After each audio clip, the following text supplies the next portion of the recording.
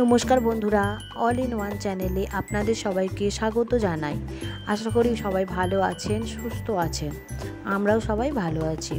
আমি আজকে ঢ্যাঁড়সের অত্যন্তই একটি সাধারণ রেসিপি নিয়ে হাজির হয়েছি। রান্নাটা সাধারণ হলেও খেতে কিন্তু অসাধারণ লাগে। ঢ্যাঁড়সের সর্ষে পোস্ত, এটা কোনো নতুন রান্না নয়, অনেক পুরানোই একটি রান্না, কিন্তু খেতে খুবই ভালো লাগে। চলুন দেখা যাক, করে নিই রান্নাটা। ঢ্যাঁড়স নিয়েছি আমি 250 গ্রামের মতো, কি তার থেকেও কিছুটা কম হবে। ঢ্যাঁড়সগুলো একেবারেই কচি কচি দেখে নিতে হবে। ঢ্যাঁড়সটা ভালো করে ধুয়ে পরিষ্কার করে নিয়ে ঢ্যাঁড়সটাকে কেটে নিয়েছি। এবার কড়াতে কিছুটা পরিমাণ তেল দিয়ে আমি ভেজে নেব। তেল দিয়ে ঢ্যাঁড়সটা দিলে যদিও জল ছিটাচ্ছিল, কিন্তু এতে নুন দেওয়া যাবে না। নুন দিলে ঢ্যাঁড়স থেকে জল বেরোবে, তাহলে ভালো করে ভাজা হবে না। এবার ঢ্যাঁড়সটা দিকে ভাজা হতে থাক। আর ঢ্যাঁড়স ভাজার সময় আমি খুব বেশি তেল দিইনি, আপনারা দেখিয়েছেন, খুব সামান্য তেলেই আমি ঢ্যাঁড়সটা ভেজে নিয়েছি। ঢ্যাঁড়সটা ভাজা করে নেব। আর ওইদিকে আমি একটা পেস্ট বানানোর জন্য সর্ষে ও পোস্ত নিয়ে নিয়েছি। এক চা চামচ সাদা সর্ষে নিয়েছি ও 2 চা চামচ নিয়েছি পোস্ত। ওটাকে আমি বেটে নিয়েছি 2-3টে কাঁচা লঙ্কা দিয়ে। ঢ্যাঁড়সটাও ভেজে নিয়েছি, ঢ্যাঁড়সটা ভেজে তুলে নিয়েছি। এবার কড়ার মধ্যে আমি 1 চা চামচ তেল দিয়েছি। তেলে দিয়েছি 1 চা চামচ কালো জিরে, কাঁচা লঙ্কা 3টে, আর নুন দিয়েছি সামান্য পরিমাণ। আর যে পোস্ত ও সর্ষেটা বেটে রেখেছিলাম ও পেস্টটা দিয়ে দিয়েছি। দিয়ে এবার ভালো করে নেড়েচেড়ে নেব।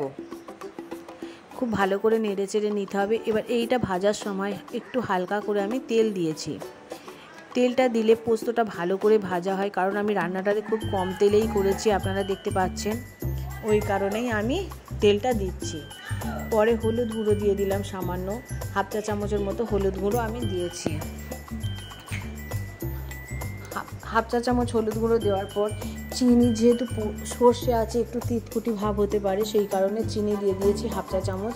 আপনারা যদি না চান নাও দিতে পারেন, তবে চিনিটা খুব সামান্য দিলেও টেস্টটা ভালোই হবে। খুব বেশি চিনি দিইনি। দিয়ে ভালো করে নেড়ে চেড়ে মিশিয়ে নিতে হবে।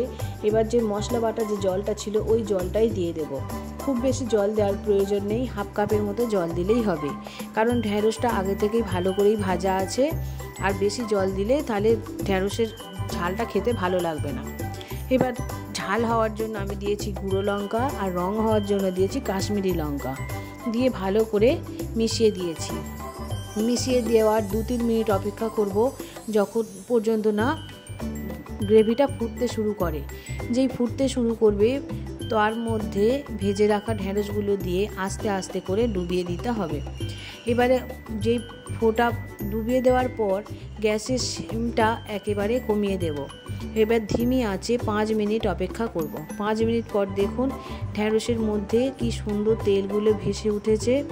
আর তখন বুঝবেন, আর গ্রেভিটাও একটু কমে কমে আসবে।